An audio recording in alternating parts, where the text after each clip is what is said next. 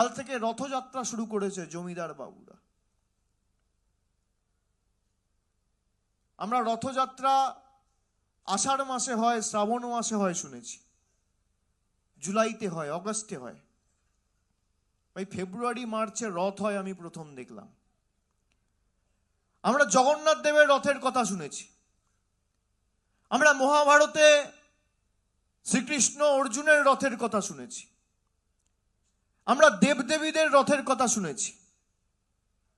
2 নম্বর চিটিংবাজদের রথের কথা শুনিনি, এই প্রথম শুনলাম।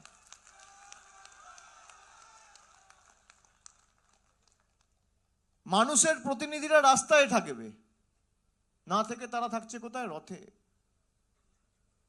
আপনি ভাবুন, মানুষ যাদের নির্বাচিত করেছে তাদের পায়েই যদি মাটিতে না পড়ে, তারা যদি রথে বসে ভাষণবাজি করে আর নির্দেশিকা জারি করে আর নিদান দেয়, আর ক্ষমতায় না আসার পরে বিরোধী দলে থেকে রথে চড়ছে, তাহলে যদি ক্ষমতায় থাকতো এরা কিসে চড়তো? কিসে চড়তো? তখন তো 4 তলা রথ তৈরি হতো। 70টা এমএলএ পেয়ে রথ, তাহলে এরা যদি 200 পার করতো কি হতো?